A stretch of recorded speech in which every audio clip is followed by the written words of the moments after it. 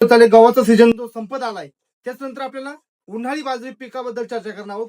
उन्हाळी बाजरी बियाणं कोणकोणत्या मार्केटमध्ये अवेलेबल आहे, त्यामध्ये विघ्नर कृषी सेवा केंद्र निमगाव, सावा, बोरी आणि बेल्ला यामध्ये कोणकोणते बियाणं उपलब्ध आहे. उन्हाळी बाजरी सिलेक्शन करताना कोणतं बियाणं घेतलं पाहिजे याविषयी चर्चा करणार आहोत. आपल्याकडे ॲडवांटा 938 ही एक बाजरी उपलब्ध आहे. त्यानंतर बॉम्बे सीडची 7272 ही एक उपलब्ध आहे आणि सर्वात जास्त चालणारी कृषीधनची सुजला माडुसट ही एक बाजरी उपलब्ध आहे.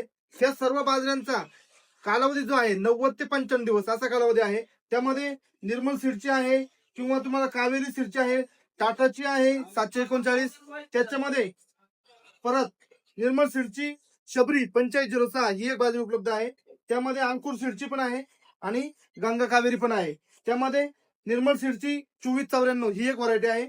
आणि आपल्याला केसर बाजरी पाहिजे असेल तर 5286 निर्मल सीडची एक उपलब्ध आहे. ह्या बाजऱ्यांचा कालावधी 90 ते 55 दिवस असतो आणि आपल्याला 1 ते 1.25 फुटाचं कणीस याचं पडतं. साधारणतः फुटव्याची संख्या 3 ते 4 असते. आणि ह्या बाजऱ्यांची जी उंची आहे, समजा आता ह्या बाजूची उंची घ्यायची निर्मल सीडची तर साधारणतः 7 ते 8 फूट एवढी उंची वाढते. 3 ते 4 फुटवे असतात. अधिक आपल्याला 1.25 फुटापर्यंत कणीस पडणे याची एक खासियत आहे. आणि आजूबाजूला बाजरी कमी असते म्हणून आपल्याला केसर बाजरी घ्यायची असेल तर निर्मल सीडची 5286 बाजरी निवडा.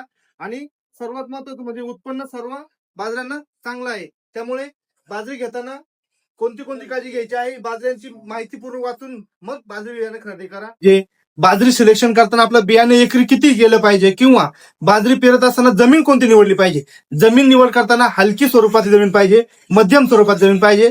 आणि बियाणं आपल्याला घेताना एकरी 1.5 ते 2 किलो, जास्तीत जास्त 2 किलो पर्यंत पेरलं गेलं पाहिजे, जेणेकरून आपल्याला 4 ते 5 फुटवेपर्यंत जाण्याची गरज आहे. जास्तीत जास्त जेवढे फुटे होतील तेवढे आपल्याला कणसांची संख्या वाढणार आहे. जेणेकरून कणसांची संख्या जास्त वाढली तर आपल्याला उत्पन्न जास्त निघणार आहे. त्यानंतरचा पुढचा जो व्हिडिओ आपला असणार आहे बाजरी पेरणे याच्यामध्ये आपल्याला खत व्यवस्थापन असेल.